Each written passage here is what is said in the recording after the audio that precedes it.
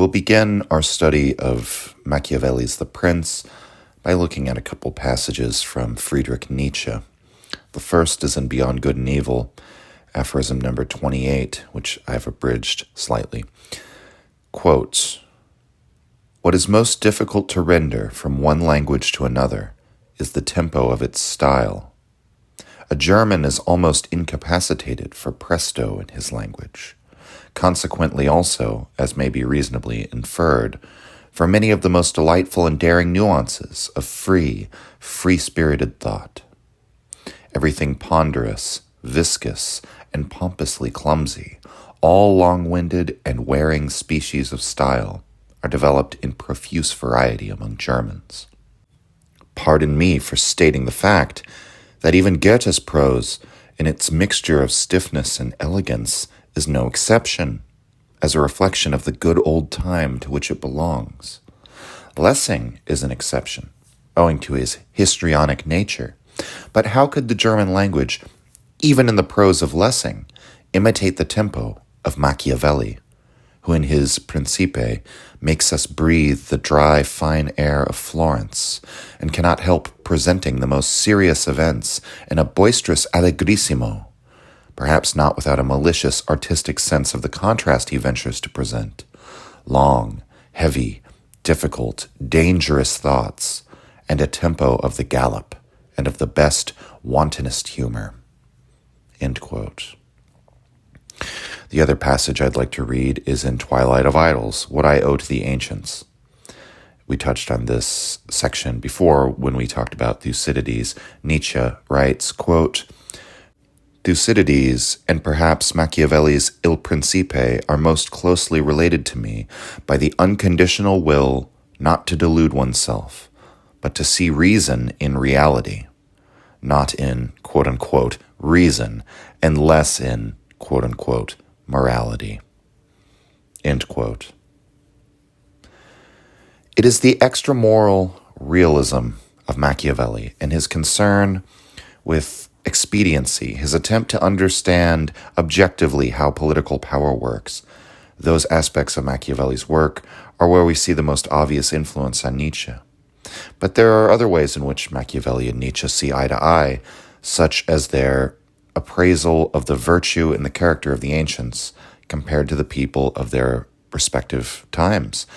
Both have a yearning for a political order in their own time that might emulate the quality of those found in Greece in Nietzsche's case, or in Rome in Machiavelli's case. What I love about the quotation from Beyond Good and Evil is the metaphor of Machiavelli bringing us along to sort of breathe the dry air of Florence with him, of his good humor and speaking of the most terrifying and dangerous things, but with this straightforward, brisk candor. And what we see here is that it's not just in terms of ideas that Machiavelli influenced Nietzsche, but also in terms of style. Machiavelli's style, the tempo at which he writes, is something Nietzsche aspires to. And, The Prince is a very short book, by the way, and his wisdom in Machiavelli's wisdom, that is to say, is condensed in the same way that Nietzsche's wisdom is. He has the same talent for brevity. But in the surrounding text of Beyond Good and Evil, from the section we just quoted from, Nietzsche says that unlike the Germans around him, Nietzsche writes at the speed of the Ganges, right? That great river that flows through India. He's attracted to Machiavelli's work because his own style is not that of a ponderous, slow German, but swift, leaping from place to place in much the same way as Machiavelli does. Serious yet playful, dangerous yet cheerful. And that is the summation of sort of Nietzsche's read of Machiavelli's tone, his style, and his ideas, all of which I think we see reflected in the work of Nietzsche, in the influence of Machiavelli. So today we're going to talk about The Prince, Machiavelli's most important work in political philosophy. But I'd like to discuss Machiavelli's life before we dive into that text, because it's worth noting Machiavelli didn't simply speculate on the realities of political power from on the sidelines.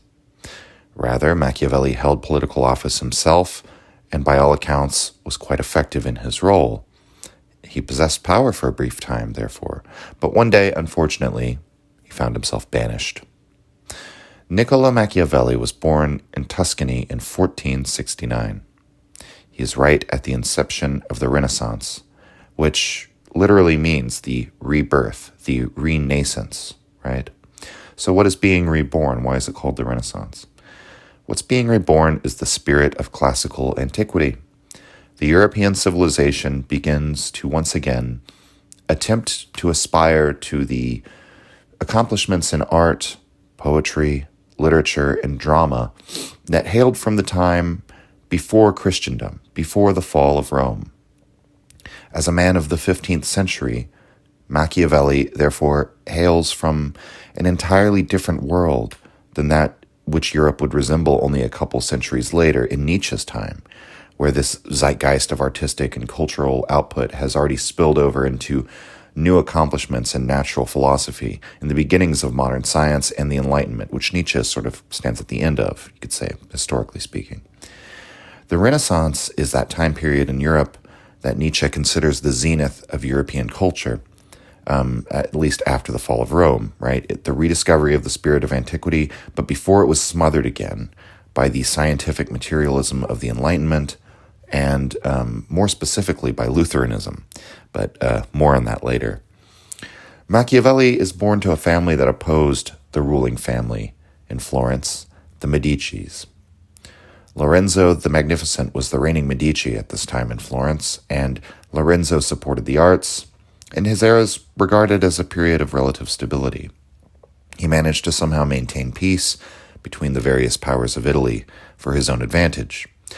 As to those powers, there are 5 of them: the papacy in Rome, the aristocratic Venice, the kingdom of Naples, as well as Milan and the Republic of Florence. Machiavelli's family were Republican in their political sentiment, and they opposed the Medicis because, while the Medicis maintained the Republican form of government under their reign, in all practical matters they were autocrats. Machiavelli's father was a lawyer and a staunch supporter of the Republican form of government himself. Now, history is never as simple, of course, as saying that it was a period of relative peace, because during this period of peace there was still intermittent fighting, assassinations, and conspiratorial plots between these 5 major powers. Even Lorenzo's brother was assassinated during this period. After Lorenzo's death in 1492, same year that Columbus sailed the ocean blue, Piero was the next Medici to take the reins of power, or I guess his name would have been pronounced Piero.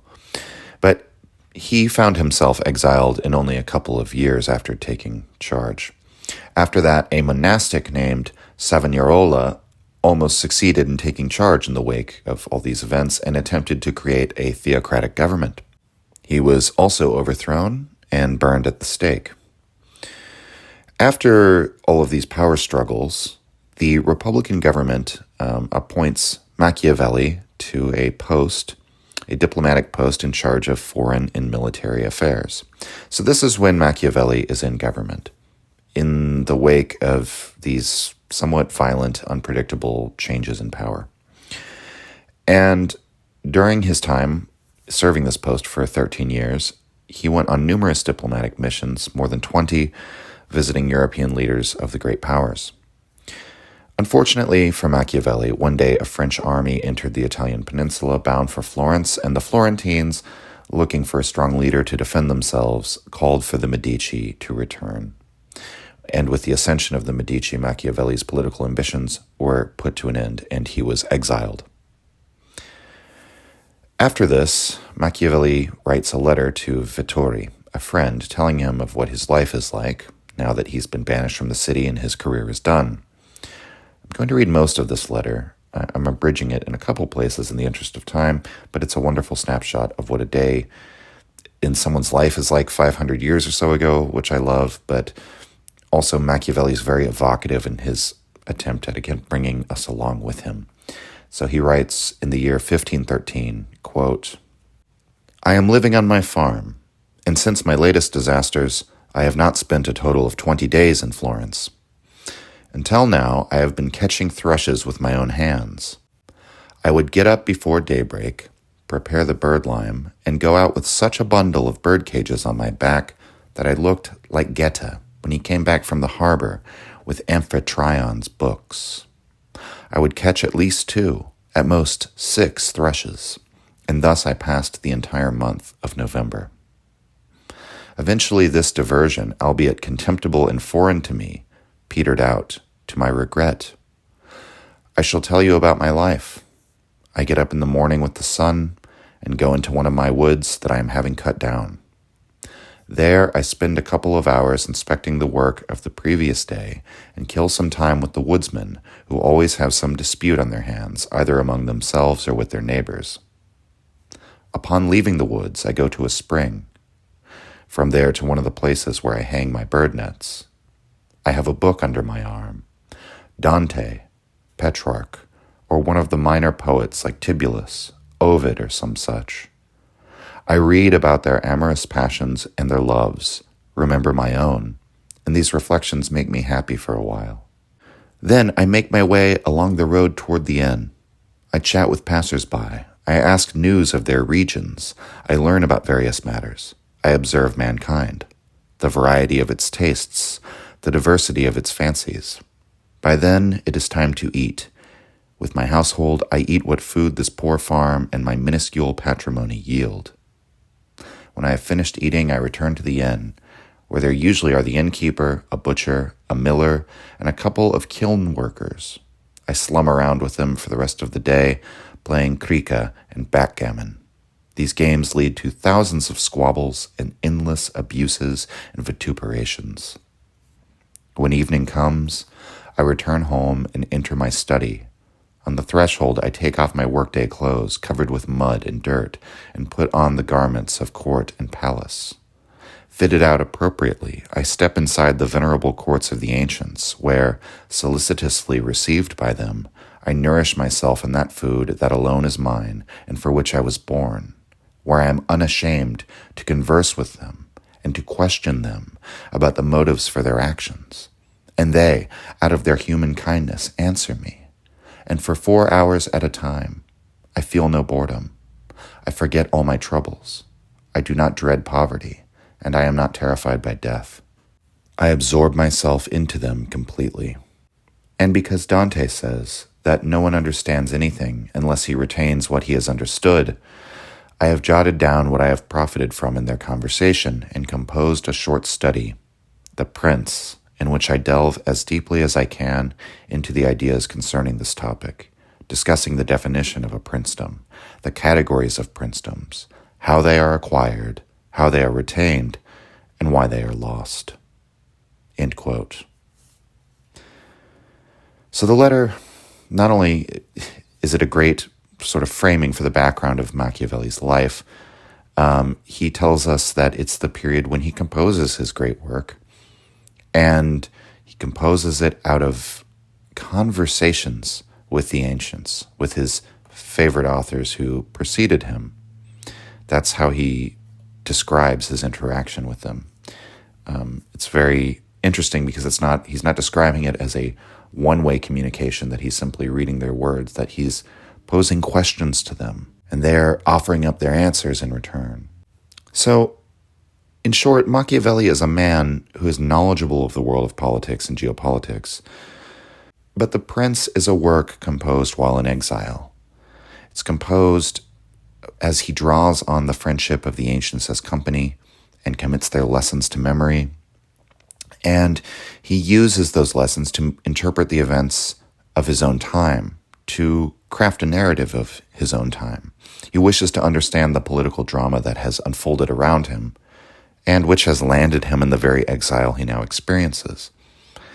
And some have picked up on the sort of psychological undertones that Machiavelli is yearning for the glory days when he was a powerful, important man, a statesman with duties and responsibilities that concerned a whole city, which are important beyond himself and his individual life, right? Just that he's still donning the garments of his court and palace. But the communion, the conversation with the minds of the ancients, it's another point of similarity between Nietzsche and Machiavelli, just in the way that they talk about it. There's the passage, I think it's called Journey to Hades, in which Nietzsche speaks of communing with all the great philosophers of the past and having to come to terms with them. So now we'll consider the political project of the prince. If the task of Discourses on Livy was to interpret Roman history and accordingly advise those who wish to correctly govern a republic, might we say the prince is simply a discourse for those who wish to rule as a monarch? Is it just the monarchical version of Discourses on Livy? Well, in some sense that's true, but there's a deeper significance to the work than that. Because Machiavelli's goal in this work relates to the creation of a unified Italian state.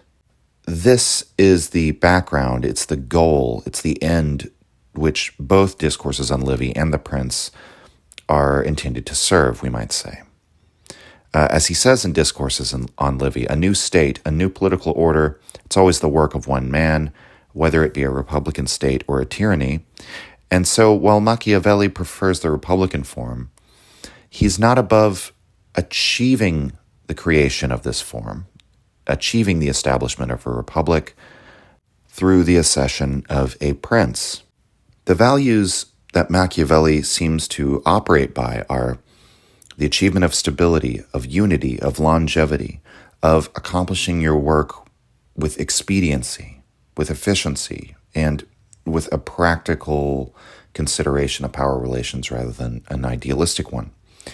And I would therefore dissent from those who see republicanism as the central goal of Machiavelli's project, because republics do, as Machiavelli says, have a greater capacity to outlast pure principalities, right? His goal, first and foremost, is an enduring Italian nation-state, and the republican form would probably ensure that such a thing would last a longer time. But since Machiavelli's not an idealist, right, his writing doesn't represent a progressive view of history as we would start to see crop up mainly in the 18th century, but especially the 19th and 20th centuries. Machiavelli believes human nature is tragic and limited. He's not like Hegel, the premier philosopher of history in the late 18th century, conceiving of history as this movement toward something progressively better. What he sees in Italy at the time is that the Italian people are scattered and they're divided under different political rulership. As a result, Italy is constantly at the hands of Spain and France and other large European powers that sort of make Italy its plaything, its playground of their power politics. And when he looks back to ancient Rome, he sees that power of ancient Rome, and he wants that identity, that cultural identity, that political stability and political power. That's what he wants for the Italy of his own time. And to the extent that he has an ideal for what that political order would look like, it is informed by his pragmatic considerations of which governmental form allows the most liberty for the people, which is the most stable, and so on and so forth. But unlike those who hold the progressive view of history, Machiavelli, he doesn't have a political project of innovating some new form of the state that will be better than the previous forms, or remedying the past injustices of political power, or somehow progressing in the way that we do governance. In fact, he sees the ideal as already having been achieved in Rome, which the time of the Roman Republic's founding, relative to Machiavelli's own day, is, between 1500 and 2000 years before him. You might even accuse Machiavelli of having a romantic political theory, of thinking that by emulating the virtues of the Romans, the Italians could have something like a unified state of their own, and so looking to the past as your model for the present or the future. But even this, I think, misses the mark a little bit because, again, Machiavelli is simply drawing on the example of ancient Rome as a means for this one goal of a political power for Italy. And so that, I think, is the way to understand this work. He understands that perhaps in his view, the only realistic path to form a new political order is through the work of one great individual, a prince, who might leave a monarchy or a republic behind him, right? But regardless of which of those arrives, Machiavelli's not trying to perfect the ideal political system. He's trying to accomplish a very realistic and pragmatic goal which pertains to his own time. But in doing so, he ends up becoming an innovator in what I've called political science, which I would distinguish from the way that the term is used today as the academic discipline, because I find very little of it scientific. But this is a way in which Machiavelli does prefigure and anticipate the attitude of the 19th century and even the 20th century. It's in his scientific outlook and his view of the state as a force. The core of this force is power, and the most important thing is creating a means of maintaining this form of power beyond the life of any one individual. That's what constitutes a successful state, and that's what Machiavelli wants for Italy. To this end, he offers The Prince as a treatise of instruction for the monarchical approach to rulership, because that approach is the means of creating new states, and as his guide of instruction to the prince that he offers here, it's meant to give the prince the means of doing this, of creating a new state. In Christian Gauss's introduction to The Prince, he points out how the final chapter of the work, entitled Exhortation to Liberate Italy from the Barbarians, has often been misunderstood by scholarship. It seems an unusually idealistic passage where Machiavelli speaks not of what is, in his typical dry, realistic accounting of how power works, but where he speaks of what ought to be. That can be baffling and appear as though it's something tacked onto the work which does not suit the tone of the rest of the Prince. But Gauss argues that this is a misunderstanding. Quote, "The depredations of the Spaniards and the French in Italy were made possible only by their superior political organization. Once Italy had achieved such statehood, he believed that with her more advantageous geographical position on the Mediterranean, on her Mare Nostrum, she could again establish her dominion over the civilized world. Since Rome had succeeded in doing this, the descendants of the Romans, with a similarly effective organization, with favorable fortune and the same manifestation of Roman virtu, could entertain the hope of doing so again. It is Machiavelli's deeply humiliating sense of how far the mighty have fallen that explains the impassioned eloquence of his last chapter, which has so often puzzled his commentators." End quote. When we look to the last paragraph of Machiavelli's work, his motive is made very clear, as Gauss points out. And remember, this work is addressed to Piero, it's addressed to the son of Piero, who was also named Lorenzo. So not the first Lorenzo the Great we mentioned, but his grandson, whom Machiavelli looks on as a potential future leader, trying to, in some sense, in this last chapter, convince a potential future leader of an Italian empire what advantages they would gain by creating such a thing, trying to basically show a potential future leader of this empire that they have the makings of a future empire here. And if only he can somehow create a state, he has the raw material to make one. Create a people out of these 5 feuding polities. Machiavelli's conclusion to The Prince in the last chapter is as follows, quote, "This opportunity must not, therefore, be allowed to pass, so that Italy may at length find her liberator. I cannot express the love with which he would be received in all these provinces which have suffered under these foreign invasions, with what thirst for vengeance, with what steadfast faith, with what love, with what grateful tears, what doors would be closed against him, what people would refuse him obedience, what envy could oppose him, what Italian would withhold allegiance. This barbarous domination stinks in the nostrils of everyone. May your illustrious house therefore assume this task with that courage and those hopes which are inspired by a just cause, so that under its banner our fatherland may be raised up, and under its auspices be verified that saying of Plutarch, quote, valor against fell wrath will take up arms, and be the combat quickly sped. For sure the ancient worth that in Italians stirs the heart is not yet dead." End quote. And so this not only gives us a helpful insight into understanding some of the disparities in Machiavelli's ideas between those two works, the Prince and Discourses on Livy, when we understand his goal isn't really to have a republic or to have a monarchy, but to have a united Italian state. And this makes clear also why he begins the work in the way he does, since he's already dealt with republics, Machiavelli says he's leaving them aside, and he proceeds then by distinguishing republics from monarchies, and then new monarchies from hereditary monarchies. And he argues that in the case of the hereditary monarchy, in which a ruler has possessed a territory for a long time and have a traditional claim to its land and people, the ruler has little to do but not to transgress against ancient customs. Simply not to stray too wildly from doing what is expected of them in terms of personal character or their duties. That basically, if the monarchy is already established over long generations, all you have to do is hold on to it.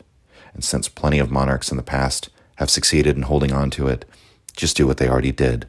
Respect the traditions that the people and the aristocrats expect you to, honor the religion of the people, so on and so forth. And then, as we get into the text, Machiavelli will say, maintain military readiness at all times, things like that. There's sort of universal advice. And he gives examples such as the Duke of Ferrara, who withstood the assaults of the Venetians and the Papal State, Machiavelli says, without too much trouble, because of the antiquity and respectability of his name and the power that it gave him to hold on to his power, the resilience of his power, you might say, so long as he was prudent in defending himself and all of these things. But he says, however, that where the real difficulties exist is with new monarchies, where a prince has come in and conquered new territory, or brought existing territory under the control of his empire, or put a territory and a people upon it under a new rule in some sense. And this is where one has to do more than simply hold on to what they have. In this case, they're attempting to bring a land and people into their power who aren't accustomed to their rulership, might have loyalties to others, or who might wish to maintain their own independence and freedom. That's where the difficulty lies. And so it's often said that the prince is simply a manual of instruction for, how a leader should rule. But to speak precisely, what Machiavelli says in the opening chapters is that this is specifically a guide for someone who wishes to bring new territory under their control, to create a new state. So a conqueror, or this is very important, could also apply to a sort of a unifier, right? Someone who founds a new empire. And so the guidance that he's giving here is what would be necessary for anyone who dared to try and unite the various states of Italy. Again, when we keep this goal in mind, the logic of the text is it's very clear as we go on. It isn't just a general guide for ruling. Specifically, Machiavelli's writing a guide for a ruler who wishes to create a new state. These goals also help us understand why Machiavelli's political project went misunderstood for so long.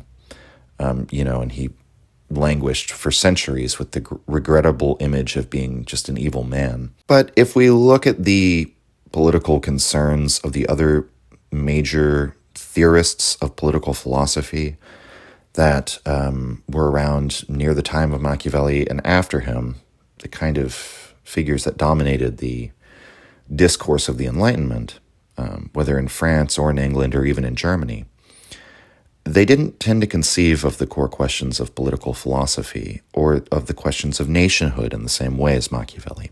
The questions that concern the English, such as Locke and Hobbes, and with their social contract theories, were questions of sovereignty.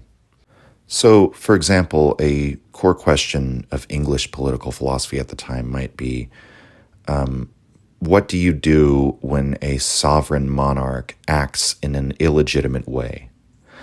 What is it that illegitimizes the government of the sovereign? For Locke, he derives the theory of a social contract that is legitimate when the government respects the individual rights of its people. For Hobbes, one ought to submit to the authority of an absolute monarch as sovereign, and it's the mere fact of the monarch's sovereignty that makes the monarch legitimate, since in Hobbes' view, the function of government is to be the Leviathan, the most powerful body that prevents the conflict of the lesser powers, or the evil and vices of the lesser powers, the licentiousness of them, from sort of causing general disorder. And so the various answers to this question of sovereignty produce the dialogue surrounding natural rights, the sense that human beings have a series of rights guaranteed to them by their creator, which have to be respected by the sovereign or by a republic, and to fail to do so is to give these subjects the right to rebel against such an unjust order. And, I mean, doesn't that sound like the kind of Lockean argument that, for example, is advanced in the Declaration of Independence? The Americans don't revolt against the English, citing their right to form a new American state, or an American nation, a new American people. They're not declaring themselves a separate people, right? Out of the idea that they're distinct from the British, or they have some historical or traditional inheritance of the land that they're on, and they have the right to govern it, right? Instead, what do they invoke? They invoke their God-given natural rights and say that they've been violated by the British government. So the British governance is no longer legitimate over them because they haven't respected their individual or their natural rights. These questions are very far from Machiavelli's mind, right?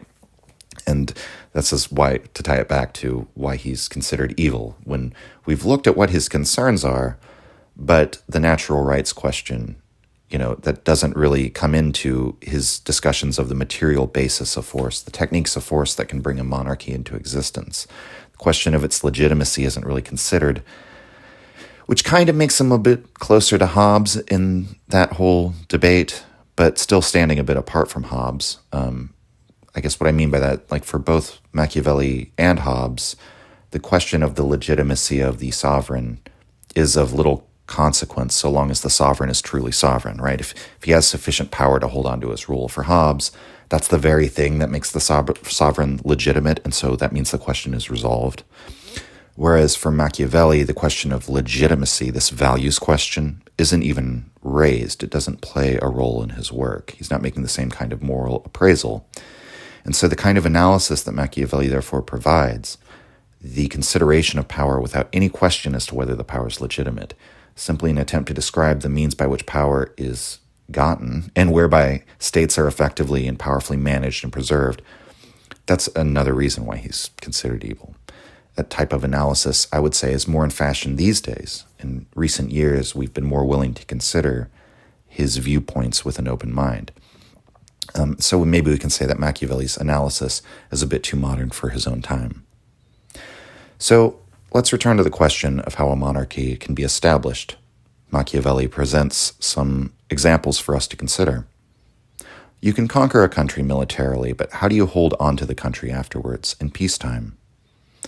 Machiavelli writes that, quote, "However strong your armies may be, you will always need the favor of the inhabitants to take possession of a province. Louis XII of France, though able to occupy Milan without any trouble, immediately lost it, and the forces of Ludovico alone were sufficient to take it from him the first time." End quote. So quite simply, the military conquest of a territory is not enough. That is not what will enable you to hold on to it, to actually maintain your rule. You need the favor of the inhabitants.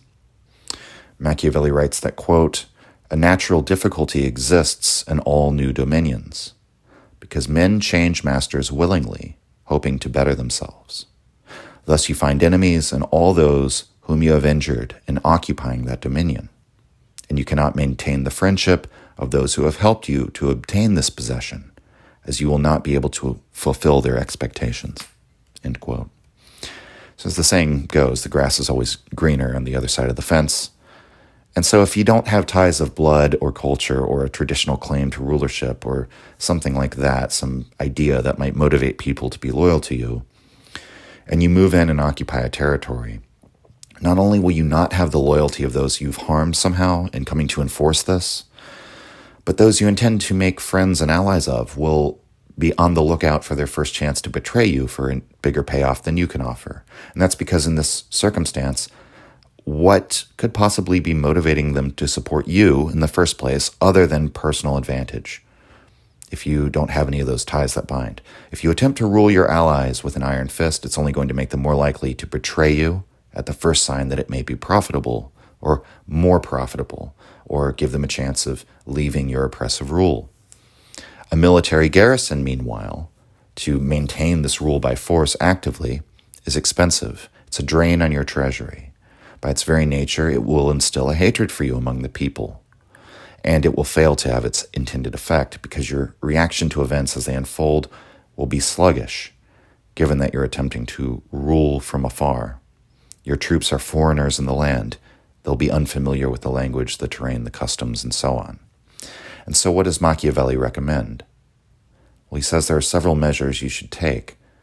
For one, don't establish a military garrison and attempt to occupy the country while ruling it from afar. The monarch of a new territory should go to live there and directly oversee events as they unfold. He argues that if the Turks hadn't followed this advice, they wouldn't have been able to hold on to Greece, no matter what other measures they've taken. If you don't go to live there, you won't see disorder as it arises. One of Machiavelli's mantras throughout is you should always deal with problems as they arise. Don't wait for them to become too serious. As for what else a monarch should do, he should settle the new territory with colonists. Colonists will always be more reliable than local allies. They're people who speak your language. They're part of your society with more loyalty to your regime. And they only have what they have, the land in their colony, because you're giving it to them, right? Meaning that unlike the people you've conquered, whom you might be very liberal with, you might give them gifts and not be too harsh in enforcing your occupation on them, so on and so forth. They'll still be on the lookout for someone who can be of more advantage to them, whereas the colonists actually owe you for something. And occupied people can only kind of thank you for not harming them more than you already have. And finally, you should inveigle the regional powers around you in order to bolster your allies and undermine your enemies. Don't be in a hurry to go and subdue all the local powers around you while ruling as a new monarch. Get them to fight one another instead. As per usual, Machiavelli thinks Rome was a great example of these various strategies for expanding their territory. And since the Romans are very good at not only expanding but also holding on to the new territory for a very long time, perhaps they are a very good example to use. So Machiavelli writes, quote, "The Romans and the provinces they took always followed this policy. They established colonies, inveigled the less powerful but without increasing their strength, put down the most powerful and did not allow foreign rulers to obtain influence in them. For the Romans did in these cases what all wise princes should do, who consider not only the present but also future discords, and diligently guard against them. For being foreseen, they can easily be remedied. But if one waits till they are at hand, the medicine is no longer in time, as the malady has become incurable." End quote. A counterexample to this strategy Machiavelli gives in his own time. He returns to the example of King Louis, who was called to Italy by the Venetians. He says that he can't blame the king for coming, and that as he came and met a series of immediate successes, winning cities and gaining allies, it would have been very easy to hold on to all these territories, if only he had followed a course commensurate with Machiavelli's ideas. Unfortunately for France, this didn't happen. Machiavelli writes, quoting here in an abridged form, quote, "He was hardly in Milan before he did exactly the opposite, by giving aid to the Pope Alexander to occupy the Romagna. Nor did he perceive that, in taking this course, he weakened himself and strengthened the church by adding further temporal powers to the spiritual power. And having made the first mistake, he was obliged to follow it up, whilst to put a stop to the ambition of Alexander and prevent him becoming ruler of Tuscany, he was forced to come to Italy, and not content with having increased the power of the church and lost friends, he now coveted the kingdom of Naples and divided it up with the king of Spain. And where he alone was the arbiter of Italy, he now brought in a companion, so that the ambitious of the province who were dissatisfied with him might have someone else to appeal to, and where he might have left in that kingdom a king tributary to himself, he dispossessed him, in order to bring in another who was capable of driving him out. If France, therefore, with her own forces could have taken Naples, she ought to have done so. If she could not, she ought not to have shared it. And if the partition of Lombardy with the Venetians is to be excused as having been the means of allowing the French king to set foot in Italy, this other partition deserves blame, not having the excuse of necessity. Louis thus made 5 mistakes. He had crushed the smaller powers, increased the power in Italy of one potentate, brought into the land a very powerful foreigner. He had not come to live there himself, nor had he established any colonies. Still, these mistakes, if he had lived, might not have injured him, had he not made the sixth, that of taking the state from the Venetians. For if he had not strengthened the church and brought the Spaniards into Italy, it would have been right and necessary to humble them. Having once taken those measures, he ought never to have consented to their ruin, because had the Venetians been strong, it would have kept the others from making attempts at Lombardy." End quote. And so even though there are a lot of place names and factions to have to understand there, which can be confusing if we're not living through the immediate political situation of the time, I think Machiavelli does a good job of making his overall point clear, even if you're not familiar with the minutiae of internecine Italian wars of the 15th century, right? And the interesting thing is that given the moves that the King of France had made in the past, and that his first decision caused his subsequent decisions to become even more disastrous. Whereas if he had played his cards differently earlier, it might have been the correct move to try and crush the Venetians, as Machiavelli notes, right? So much of his counsel here involves the underlying method of considering how each alliance one makes, or breaks for that matter, affects the power distribution in the field of play, in the long term. Your every move, like a game of chess, can't be focused on the immediate consequences of the move. You have to always look to the second, third, fourth, fifth move. And you must always, furthermore, ask the question, cui bono? Who benefits? It may seem advantageous to allow the Spanish in to split up Naples and therefore make it easier for you to conquer it, right? But now you've given all your occupied people someone else to sort of challenge you with whenever they become displeased with your rule, someone else to appeal to. Machiavelli then, after having given this argument, steelmans a potential argument against his position. What about the case of Alexander the Great and his conquest of Persia? Alexander, even though he is an established monarch in Macedon, he's son of King Philip of Macedon, and therefore inherits the control of this political structure with some legitimacy already. In Persia, Alexander is a new monarch. He's attempting to bring a people who have no inherent loyalty to him under his power. And so, why were there not rebellions against the successors of Alexander the Great by the Persians? People from an entirely different civilization with their own empire, their own glorious history of kings and their own traditions, and no loyalty to a line of kings from Macedon. So, Machiavelli understands you don't convince people of your ideas by showing them the easy examples only. You show them what appears to be the exception and then demonstrate how the exception actually proves the rule. So this explanation leads Machiavelli to explain, first, two types of rulership, the only two ways in his estimation that all kingdoms of history have been governed. The state is either ruled by a monarch and his ministers, who are considered as mere servants of the monarch and centrally controlled by his court, or it's ruled by the monarch and his barons, like feudal lords, right? So the barons have an old bloodline of their own. They have their own right. They have their own claim to rulership over their own little plots of land. They have their fortresses. It's simply that the monarch supersedes them. And so in feudal Europe, the king's subjects are not all of the people in the kingdom. His subjects are only the various feudal lords underneath him.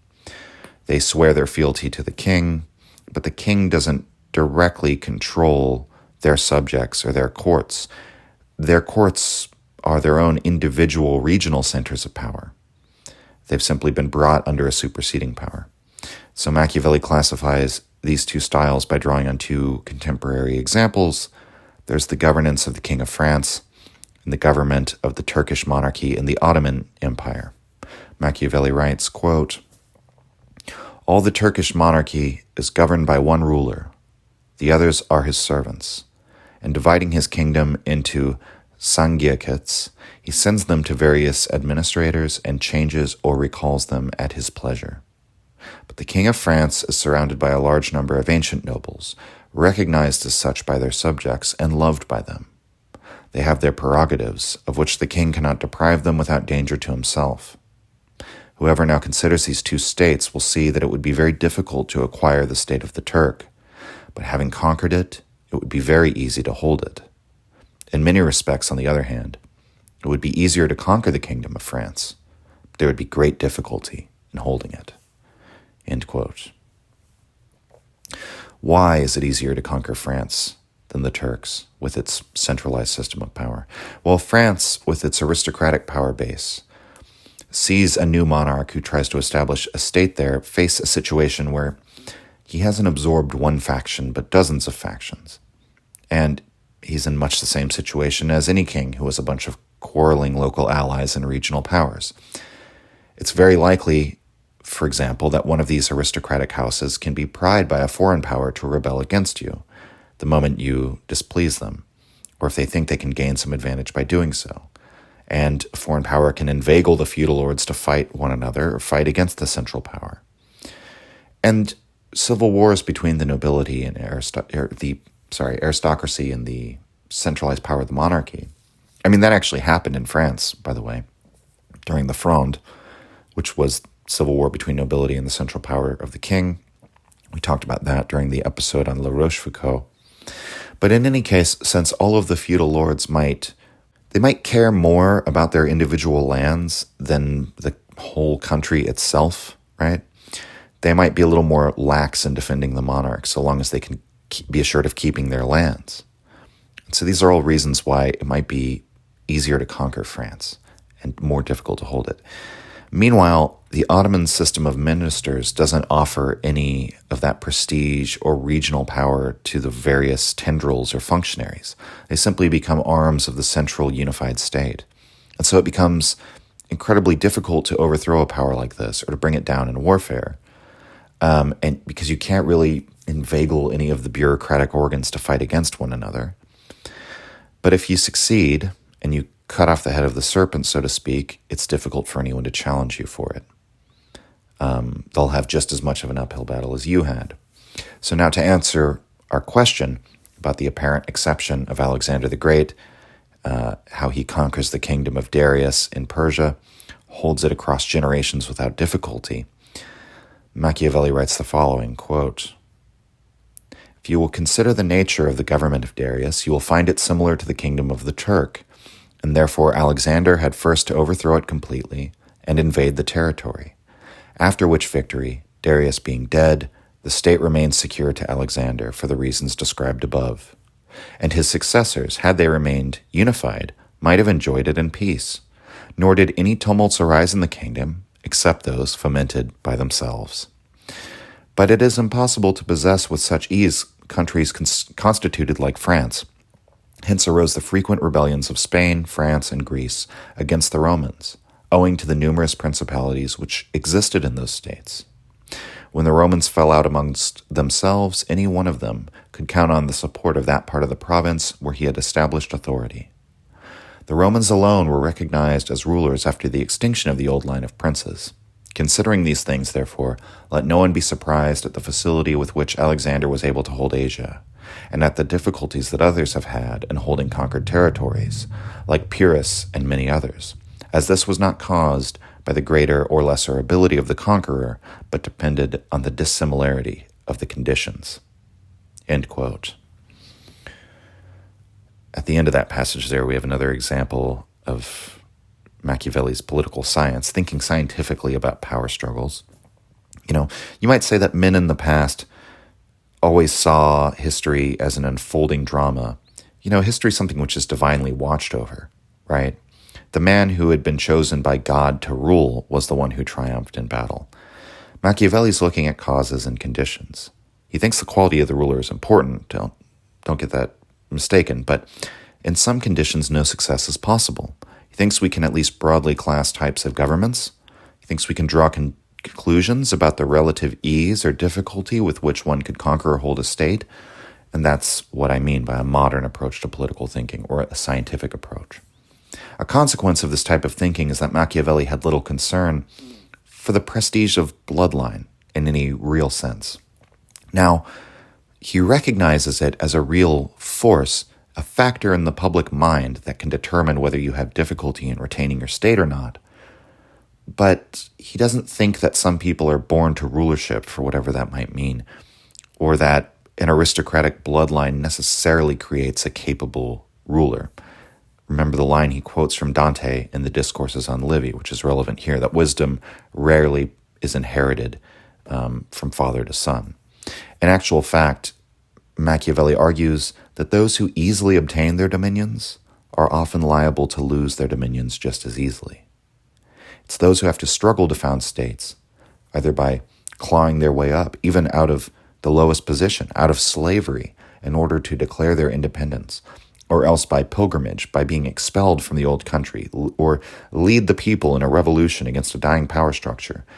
Those types of figures who forge states out of a harsh necessity and with fortune seemingly stacked against them, these are the ones who, what would you say? They form the most durable states, and they have the most durable rule because they have to sharpen their prowess for battle. They have to engage in subterfuge and strategy and so on as a matter of necessity more than anything. And so they have to become experts in all these things because failure means dying, most likely, right? Being overthrown and, burned. You could be burned at the stake like Savonarola was, right?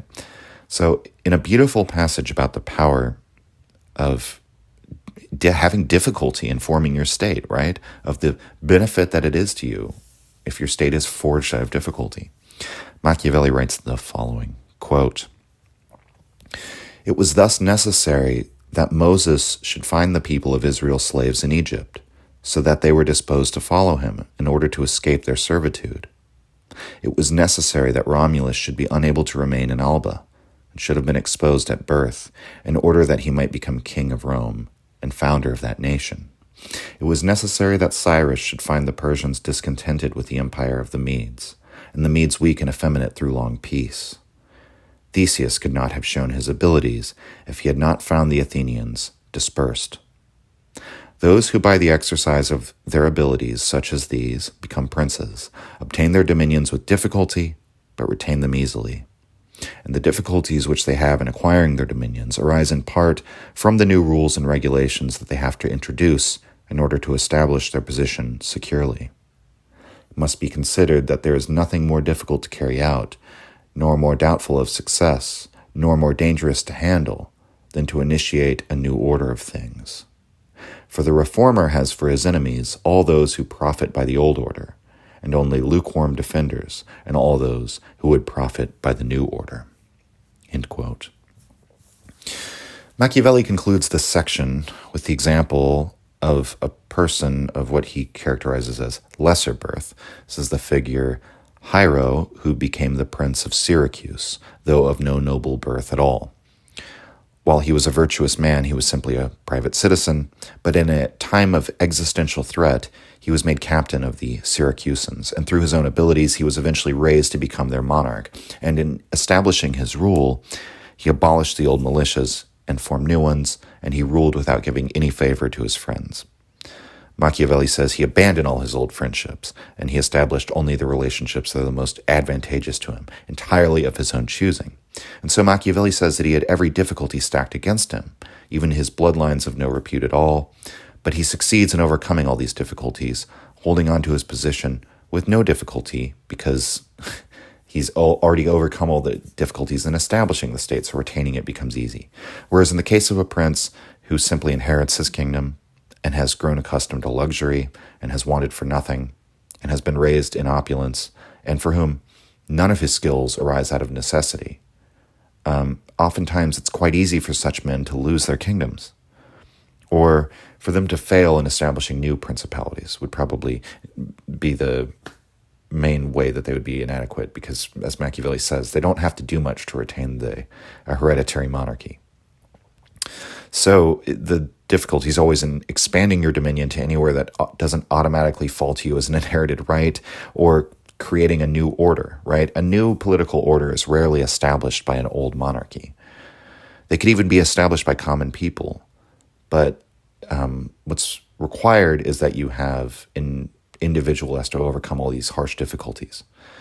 Machiavelli also advises something similar to what he says in Discourses on Livy, when he's suggesting that both princes and republics ought to be relatively liberal or forgiving, don't show ingratitude to your own people. He writes here that the prince ought not commit too much villainy against the people. And But it's interesting because it's sort of in a manner alike to Epicurus here, right? He doesn't say that to do these unjust acts is bad because of their inherent immorality or anything of that kind. He says that to act unjustly is unwise because of the effect that it will have. If you behave this way, it will make your rule insecure. One who commits cruelties consistently during their rule, you're inevitably going to generate resentment and the desire to get out from under your oppression. Furthermore, you'll know that this is generated and that you will have made enemies, which will make you paranoid, and then you'll have to take measures for your own security, and so on and so forth. Machiavelli believes that such onerous regimes always end up burning out more quickly. But this doesn't mean that one can't commit any cruelties at all and hold on to their kingdom. For Machiavelli, it's all about timing. It's about tempo. Quote, "Whence it is to be noted that in taking a state, the conqueror must arrange to commit all his cruelties at once, so as not to have to recur to them every day, and so as to be able, by not making fresh charges, to reassure people and win them over by benefiting them. Whoever acts otherwise, either through timidity or bad counsel, is always obliged to stand with knife in hand, and can never depend on his subjects, because they, owing to continually fresh injuries, are unable to depend upon him. For injuries should be done altogether, so that being tasted, they will give less offense.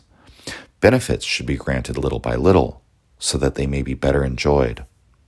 And above all, a prince must live with his subjects in such a way that no accident of good or evil fortune can deflect him from his course. For necessity arising in adverse times, you are not in time with severity, and the good that you do does not profit, as it is judged to be forced upon you, and you will derive no benefit whatever from it." End quote. This relates to the principles Machiavelli's already established earlier in this text and also in Discourses on Livy, that by attending to matters as they are, you can get a hold of them. If you wait, things will get out of control. If you don't show some liberality or kindness or gratitude towards your subjects, as he says, little by little, establishing a pattern, establishing a habit, establishing an image, right? If you don't sort of put in that investment until you're at a time of discontent and civil unrest, then it won't work. Everyone will assume your newfound liberality is phony and that you're only doing it to appease them, which consequently shall make you look weak. You have to cultivate the image of being merciful and just and giving and so on throughout your reign in order to cultivate the favor of the people. And furthermore, if you try to sort of clamp down with an iron fist during your moment of necessity, right, when the existential threat is at the door, that too is not going to work if you don't already have the people's favor. Because what you actually need in those times, above all, is loyalty, and that's the thing that will be in the shortest supply. And so he advises, don't commit all these fresh injustices against your subjects, so that when difficulty arises, people remain loyal to you. And if they begin to show you disloyalty, you're already kind of screwed, right? It's a downward spiral. You can either buy them off or you can use force. One looks like weakness, the other creates resentment. So again, it's this principle that the powerful state shouldn't have to actively hold on to its power. It should create a circumstance in which power is passively maintained, or spontaneously maintained, we might say, if you don't like the word passive. So to do this, you can't be harming your subjects all the time. It doesn't work as a long-term strategy. So commit all of your injustices at the beginning. Augustus is a great example of this principle. So the triumvirate of Augustus with Antony and Lepidus was practically a reign of terror, right, against all their political enemies. They were killed, their property was expropriated to fund their new regime, and Augustus did take a lot of that money and spend it on the people or to raise armies to fight against opposing factions. And when the wars were over, he also, used his wealth to give benefits to his soldiers. But during the Reign of Terror, it's no joke. Cicero, one of the preeminent writers of the ancient world and a Roman senator, whose sympathies seemed to be overall against this new autocratic rule which was forming in Rome, He's killed in these purges. These are brutal affairs, but Augustus doesn't make his whole reign a reign of terror. That's the important point. When he's able to restore peace, he does, and he makes the creation of a long peace his goal. He completely reforms the Roman system of government. It remains republican in appearance, even though it's pretty much an autocracy during Augustus.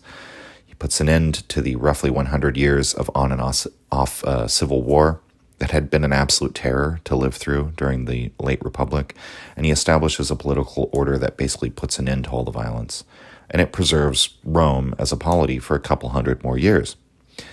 In doing so, he committed murderous, unjust acts, but once that's over, he was a fairly moderate ruler who consolidated power and was sort of seen as the beginning of, a long peace and order within Rome's borders. Sort of related to a previous point, Machiavelli even has a whole chapter on civic principalities, as he calls them, where a person becomes a prince by legal means, through the civic laws in the favor of the people. And so one could do this one of two ways. You could win popular favor, or you could win the favor of the aristocracy. Ideally, you could do both, but in general, one's either loyal to one of these groups or the other. And Machiavelli agrees with the ancient authors since the beginning of time in seeing two classes existing in virtually every city that ever existed, and there's a natural hostility between them. Machiavelli thinks it's always safer to win the loyalty of the people at large, rather than the nobility, and that those who become civic princes by either means should always court the people first and foremost.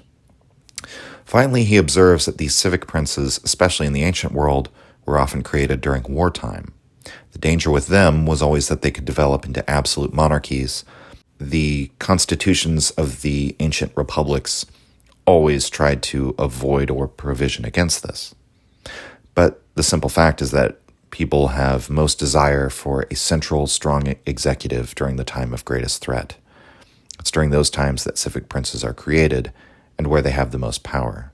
And this is indicative of something, right? That in the situations where we need things to be the most efficient, effective as possible, where we need the greatest, most intense expression of practical power that we can muster, we defer to this dictatorship model, right? Of a hierarchy from one person down to the entire collective. We need a unified will, and you can kind of only find that in the leadership of one person. Now, so that's when civic princes are created, as wartime.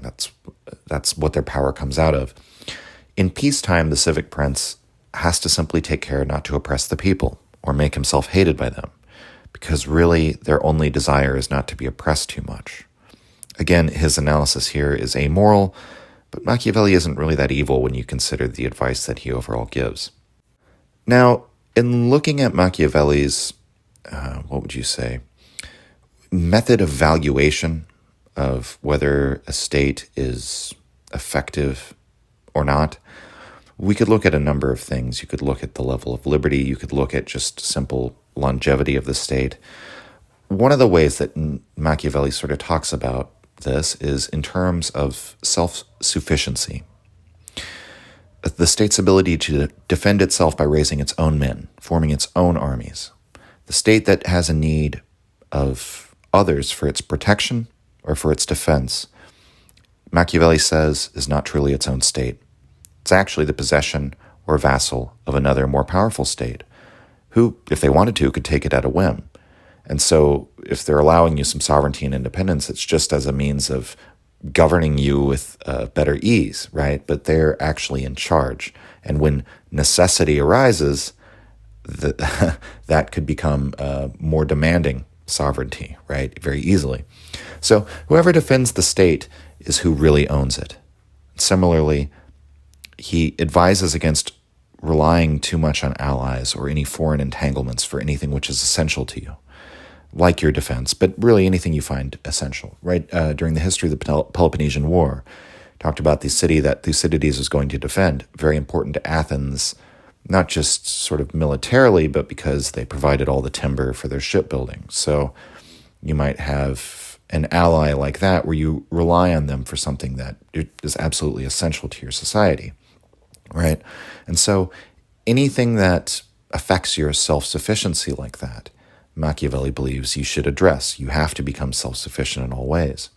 And so he especially urges against hiring mercenaries or foreign troops to fight for you. Mercenaries, by their very nature, will never be as loyal as your own troops.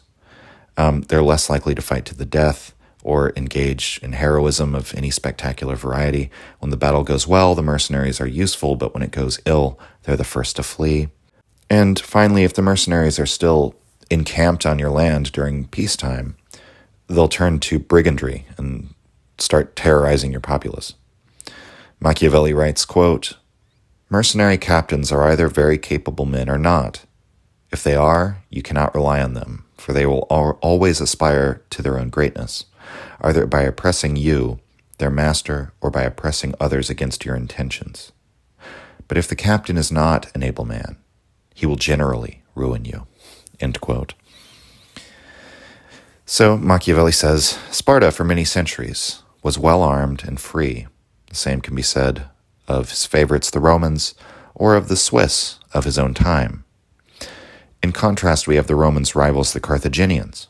They relied on foreign mercenaries and ended up being oppressed by their troops as soon as the peace with Rome was struck, in between one of the Punic Wars.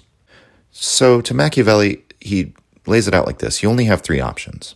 The prince has recourse only to arms which are his own, or to those which are mercenaries, or to auxiliaries, foreign troops fighting on behalf of some foreign interest, right? Or you can use some mix of the three. He who relies on mercenaries or auxiliaries, either totally or in majority, he says will be ruined. Quote, "In peace you are despoiled by them, and in war by the enemy." End quote. I mean, and specifically when it comes to auxiliaries, the danger is far greater. The mercenaries are of little use because they're disunited, but foreign auxiliaries can actually pose a greater threat precisely because they are united, right? Only under a banner that's not your own. And so Machiavelli says that he who wishes not to conquer would do well to conquer with the help of foreign auxiliaries. He says, quote, "In a word, the greater danger with mercenaries lies in their cowardice and reluctance to fight, but with auxiliaries, the danger lies in their courage." End quote. So, again, these are specific examples regarding use of military force, which is a very important part of being a prince. But remember, he's specifically addressing a new prince, someone who is expanding a territory or founding a new state, and he's advising them that the most important thing is to be self-sufficient in this endeavor. And remember that whatever you gain with the help of others will also belong to others. And so long as you rely on others to keep what you have, it's not really yours. You have to rely solely on yourself if you want to be in the position of rulership, if you want to be in the sole position of rulership, right? Machiavelli looks to the example of the free imperial cities of Germany. They're all self-sufficient. They're ruled by barons with their own armies, who have a constant attention to martial quality, never letting their battle readiness decline, always keeping their arms at the ready. They have enough food to sustain themselves, stores in case of sieges. They have no care of the surrounding countryside, and they only attend to their own affairs, right? And the lower classes in these imperial free cities are kept happy. They're relatively well looked after. They don't have a resentment against their rulers, and therefore they can't be pushed into taking up arms against them, and they wouldn't be expected to flee battle. Machiavelli says accordingly that, quote, "A prince, therefore, who possesses a strong city and does not make himself hated, cannot be assaulted." End quote. And he describes a city under siege, and in answer to those who might say that the people will always turn against their prince when real difficulties start, once they see their possessions burnt and are, eating rations during a siege, of course, they'll still bear resentment to their prince. Machiavelli says that, quote, "I reply that a powerful and courageous prince will always overcome these difficulties by now raising the hopes of his subjects, that the evils will not last long. The damage is done, the evil has been suffered, there is no remedy, so that the people are the more ready to unite with their prince, as it appears that he is under an obligation to them, their houses having been burnt and their possessions ruined in his defense." End quote.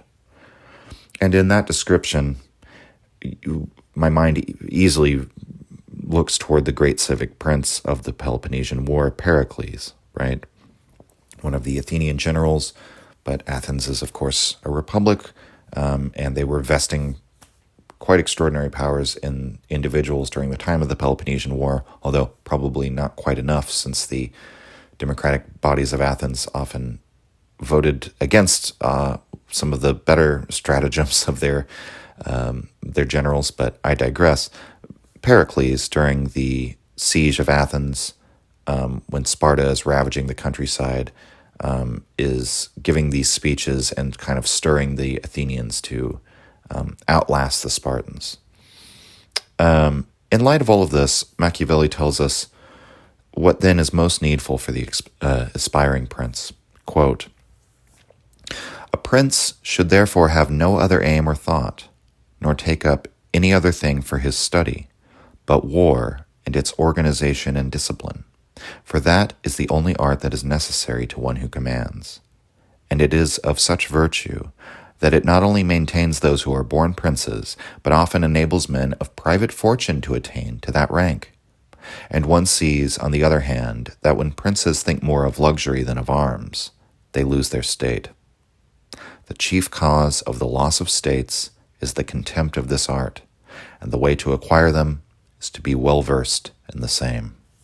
End quote. So, we'll turn our attention to what else is required in Machiavelli's view for the prince's character. Much has been made of the fact that Machiavelli said it was better to be feared rather than loved, but his ideas are actually far more nuanced than that in context. He begins that section by saying that every prince ought to desire to be considered merciful rather than cruel, for many of the reasons we've already discussed.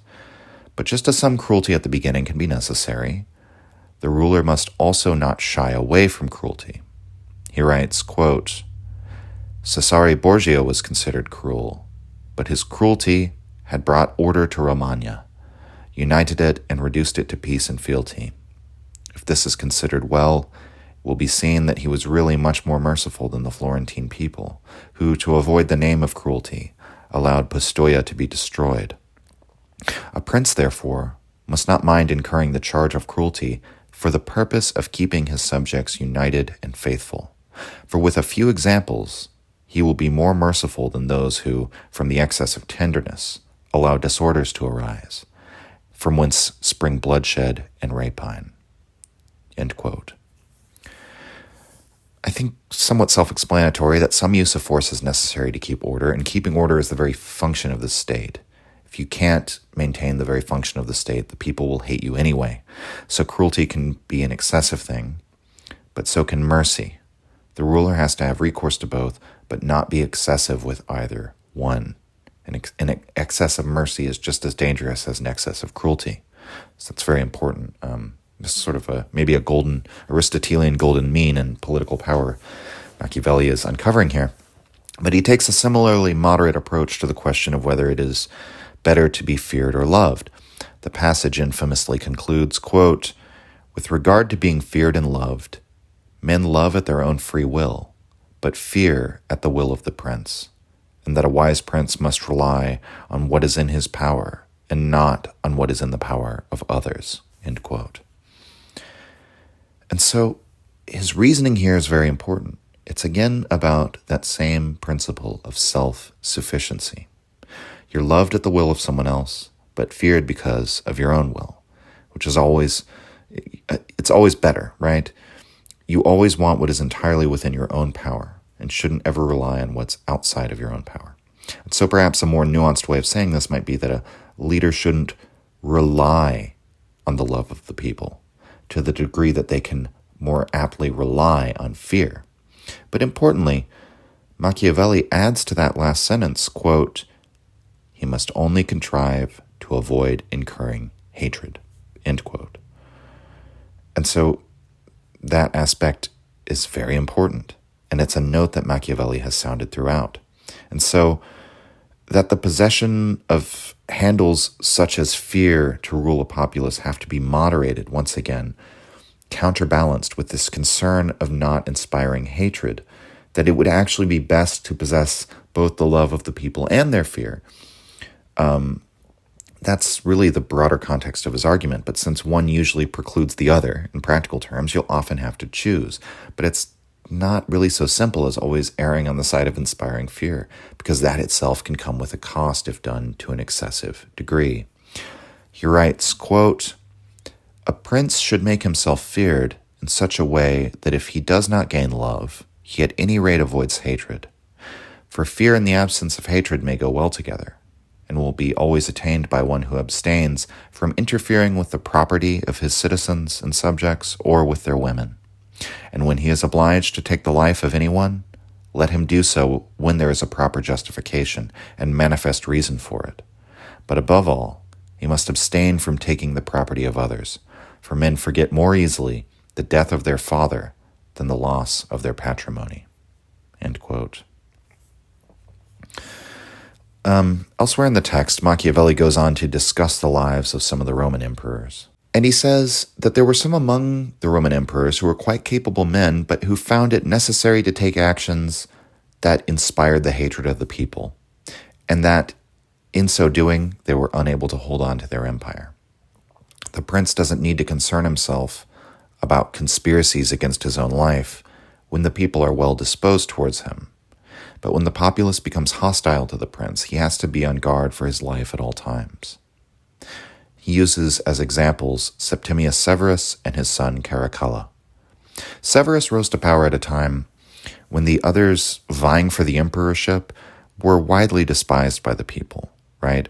Like one of the people, that was during the year of 5 emperors when Severus comes to power. I mean, one of the people who had just been emperor before him was Didius Julianus, one of sort of the most hated men in the annals of Roman history, who won, quote-unquote, the emperorship in an auction, right? He outbid another wealthy Roman to the Praetorian Guard, who were basically showing themselves to be basically just selling off the empire to the highest bidder. That's who we'll recognize and defend as the emperor. And before him was Pertinax, who had pissed off the Praetorian Guard by not paying them enough, in so many words. So Severus comes into power, and he takes good care of the army, recognizing them as the true source of his power, rather than the people at large or the Senate. But he maintained a disciplined force and didn't engage in rapaciousness or cruelty, so he didn't earn the hatred of the people. And even though he possessed no, storied lineage, he was part Syrian, part African, a relative outsider to the Roman aristocracy, he managed to hold on to his power by becoming feared and respected in battle, having to defeat 2 other military commanders in campaigns for control of Rome. But he didn't incur the hatred of the people while doing so. He didn't despoil them, right? He didn't impose an onerous rule. And so even though he was a new man, a novus homo, Severus shows how a prince can become feared in such a way that he doesn't inspire hatred in the process. His son Caracalla, on the other hand, was also a feared military man who had the respect and loyalty of the military.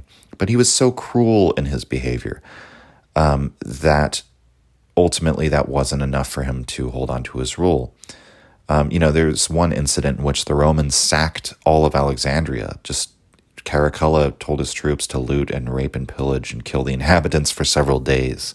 And so he incurred a lot of hatred for himself among the ancient world. Edward Gibbon, the historian of the Decline and Fall, who wrote Decline and Fall of the Roman Empire, he says that Caracalla was the common enemy of all mankind, and that he visited every province in the empire so that all could know his rapine and cruelty. So with that kind of behavior, he completely destroyed any goodwill the people had, and Caracalla lost his rule and was killed. And the empire went into a downward spiral after that, a declining downward spiral of low-quality emperors, and that fell into the crisis of the 3rd century, right? So Severus, who faces great difficulty in attaining an empire, holds on to it by being feared without being hated. Caracalla, who's handed an empire, loses it, and the decisive factor is the disposition of the people. So, again, we have the pattern of he who gains an empire with difficulty can easily hold it, whereas one who gains it easily can easily lose it. So, one final important aspect of Machiavelli's work, especially as it regards Nietzsche, which we'll return to Nietzsche's interpretation of Machiavelli in a moment, but a figure mentioned throughout Machiavelli's work and always with praise is Cesare Borgia. He's born as the illegitimate son of the Pope, and Borgia was nevertheless recognized by his father as a child out of wedlock.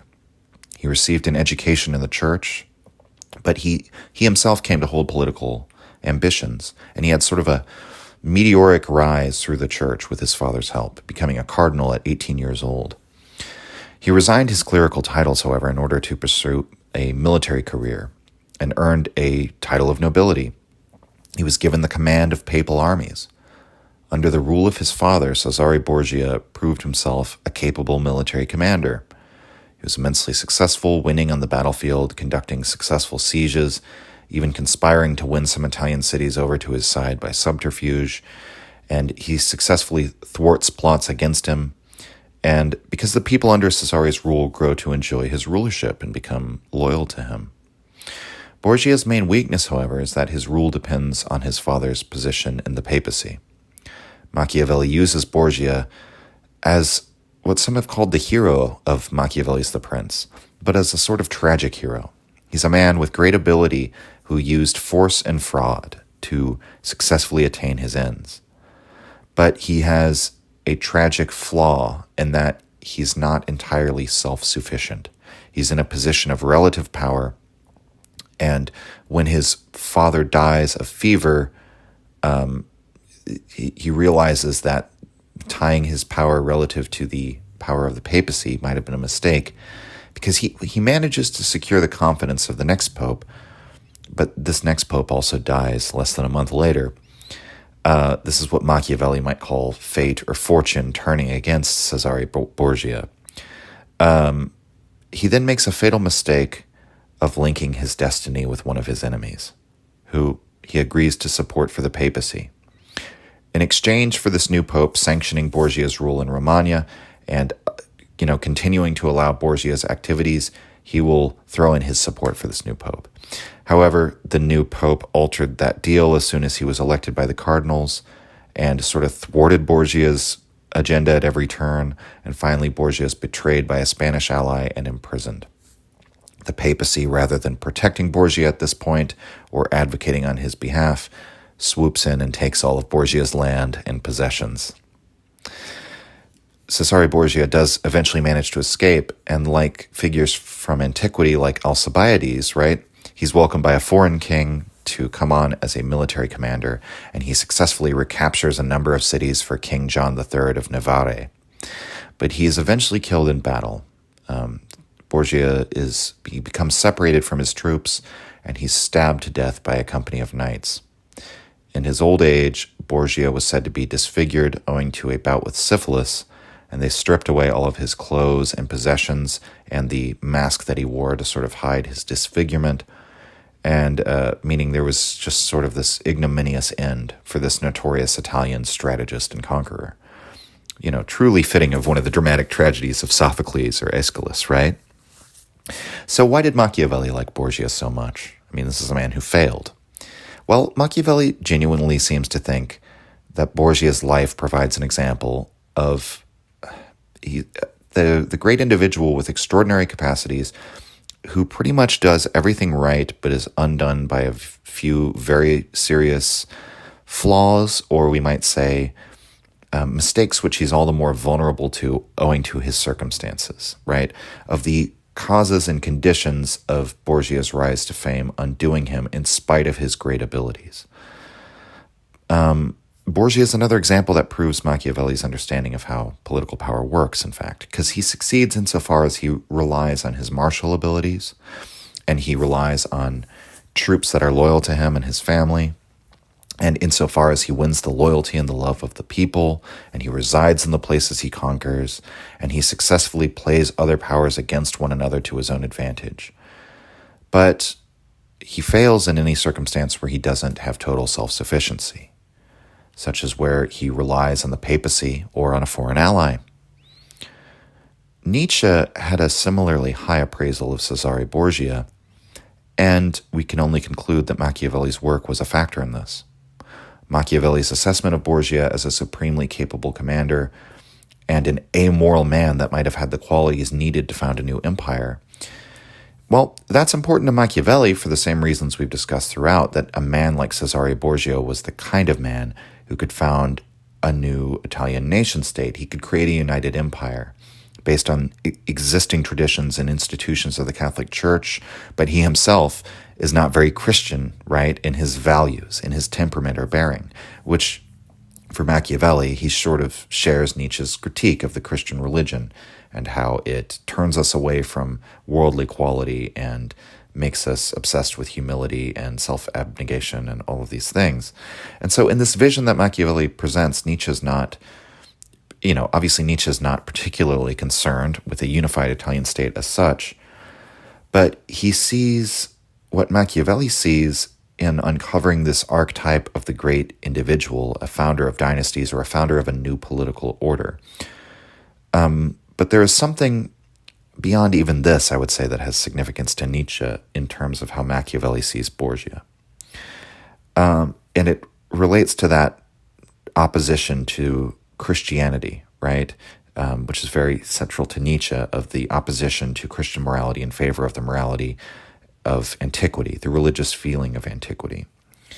Machiavelli's on the same page in that regard, and so there's like a world historical significance to Borgia from Nietzsche's perspective that he draws out of Machiavelli's commentary. This is seen most clearly in section 61 of the Antichrist. Nietzsche is talking in this passage about the effect that Lutheranism has had on the European psyche, that Protestantism, as it was born in Germany, itself represented a revaluation of values, a reversal of the progress achieved during the time of the Renaissance, the rebirth of the spirit of antiquity, the artistic spirit, the artistic ambitions of antiquity.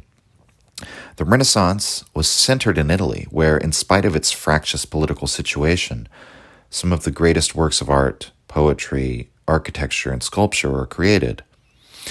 But sort of out of the wake of the Renaissance, or within the Renaissance, comes Martin Luther. It comes this rebellion against the temporal power of the church, and the power of the church to determine the spiritual content of the religion. The democratization of the spirit, so to speak. Every man can be his own priest, right? The Bible is now printed in a vernacular language, no longer only in Latin, and therefore only accessible to a higher class of men, of the priestly class, or of the educated who could speak Latin. And so that background context will help us along in understanding this passage, where Nietzsche says that Germany killed the Renaissance with the Protestant Reformation. And it's very instructive as to what we've been talking about, because Nietzsche, by implication, is taking a favorable view of the popes of the Renaissance, right?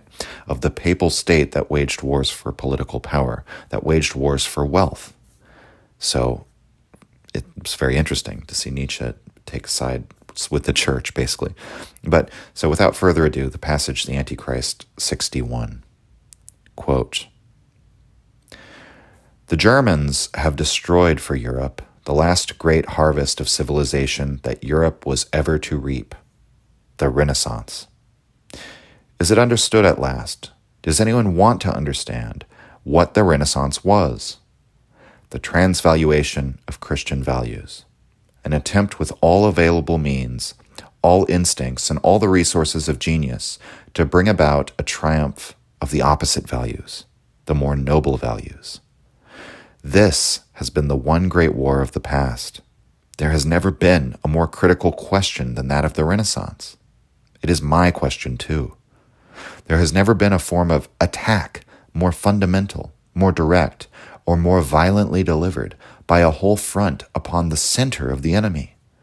to attack at the critical place, at the very seat of Christianity, and there enthrone the more noble values, that is to say, to insinuate them into the instincts, into the most fundamental needs and appetites of those sitting there. I see before me the possibility of a perfectly heavenly enchantment and spectacle. It seems to me to scintillate with all the vibrations of a fine and delicate beauty, and within it there is an art so divine, so infernally divine, that one might search in vain for thousands of years for another such possibility. I see a spectacle so rich in significance, and at the same time so wonderfully full of paradox, that it should arouse all the gods on Olympus to immortal laughter. Cesare Borgia as Pope! Am I understood? Well then, that would have been the sort of triumph that I alone am longing for today. By it, Christianity would have been swept away. What happened? A German monk, Luther, came to Rome. This monk, with all the vengeful instincts of an unsuccessful priest in him, raised a rebellion against the Renaissance in Rome. Instead of grasping with profound thanksgiving the miracle that had taken place, the conquest of Christianity at its capital, instead of this, his hatred was stimulated by the spectacle. A religious man thinks only of himself. Luther saw only the corruption of the papacy at the very moment when the opposite was becoming apparent. The old corruption, the peccatum originale, Christianity itself, no longer occupied the papal chair. Instead, there was life. Instead, there was the triumph of life. Instead, there was a great yes to all lofty, beautiful, and daring things. And Luther restored the church. He attacked it. The Renaissance, an event without meaning, a great futility. Ah, these Germans, what they have not cost us. Futility. That has always been the work of the Germans. The Reformation, Leibniz, Kant, and the so-called German philosophy. The War of Liberation, the Reich. Every time a futile substitute for something that once existed, for something irrecoverable. End quote. So Nietzsche takes a favorable view of a Vatican that allowed passionate, living men to take the throne of the papacy. Men who were not at all images of the ascetic lifestyle of Jesus Christ or the martyrs, the saints, right? Men who are always depicted in our stories and imagery as enduring tortures, living in poverty, skinny right down to their bones, but eyes wide with this sort of, divine understanding of the beyond. No, the priestly caste during the Renaissance were more like mafia dons than ascetics. They wanted things. They had passions. They legislated their own morality, like the Pope recognizing his illegitimate son and giving him military power and the ability to pursue political power, right? Life once again sat on the throne. Christianity was conquered at its capital. What would this have meant if this had happened? Well, Nietzsche's arguing that a revaluation of values was naturally underway in the Renaissance, and that it could have saved Europe, so to speak, from the Nietzschean perspective. Perhaps even saved God, right? Stopped the idea of God from dying off from the European psyche as it is now. And that in the same way that the Roman Empire was conquered at its very heart by Christianity itself, winning over the heart of the empire, winning the heart of emperors and spreading, therefore, throughout the Roman Empire, perhaps the Dionysian will to power could once again flourish in the seat of Christendom, effectively overthrowing the Christian values, but taking over the Christian form and imagery, in the same way that the Roman Catholic Church took over the institutions and many of the aesthetics and trappings of the Roman Church, right? But instead, the Germans, with their rigidness and their commitment to consistency, the kind of rigorous autistic insanity of people like Luther and Kant and Leibniz, leads to the Reformation, to the stringent rejection of this contradiction, this moral, this logical contradiction that would be created by letting such a celebration of life in all its violent struggles for power and worldly pleasure become the representative of the church on earth. Because deep down, we all know that the values of the church are anti-life. They hold worldly pleasures and worldly ambition in no regard. Everything is aimed towards the attainment of where your mortal soul shall go, and the hereafter, in the world beyond. So it's that German need for consistency, we might say, this Luddite sort of blockheaded German stubbornness that prevents the values of life from revaluating the values at the seat of anti-life in Europe, right? Let's just put it into very archetypal terms. But who does Nietzsche then imagine in this fantasy here as his what could have been, right? Who is the avatar of this Dionysian takeover? Cesare Borgia. And that's no doubt a Machiavellian influence on Nietzsche. And even though Machiavelli seems to think Borgia did everything right, and it was only ill fortune that halted him from ascendancy to be, inheriting the papacy one day, perhaps the unification of Italy into some sort of integralist empire, Nietzsche sees Borgia's failure to do this as sort of a symbol of the failed revaluation of values. It's significant because it represents the triumph of Germany, of the Reformation, over the European mind. The failure of the Italian Renaissance to achieve its full potential and save Europe from this takeover of the theoretical, right? That inevitably ends with this desacralization of the world and the death of God. And so that is Nietzsche's peculiar argument, that actually having more depraved, worldly popes might have saved spirituality itself in the West. But because that was not allowed to happen, the spirit of religiosity in Europe was destined to die off. And the figure he, again, selects to represent this Dionysian yes-saying to life, it must be said, is someone he gets from Machiavelli, right? Borgia. Now, it's sometimes even been said, since Cesare Borgia is an example of one of those non-theoretical men, right? An artist purely in the domain of power in political struggle, of martial struggle, that he's one of Nietzsche's approximations of the overman. He helps Nietzsche come to an image of what we're aiming for in seeking the overman. And so, there are varying interpretations on that, but if that's true, we would have to say that Machiavelli provides Nietzsche, through this analysis of historical events, this example of a real figure who serves as, he helps Nietzsche construct one of his most profound and influential ideas, right?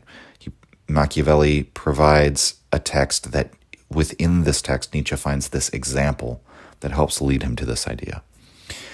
And in a wonderful fashion, Borgia is also a tragic figure insofar as he ultimately doesn't succeed and dies horribly, right?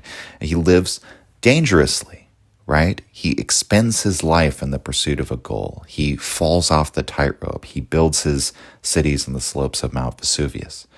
So he's also got that tragic element going for him that Nietzsche really admires.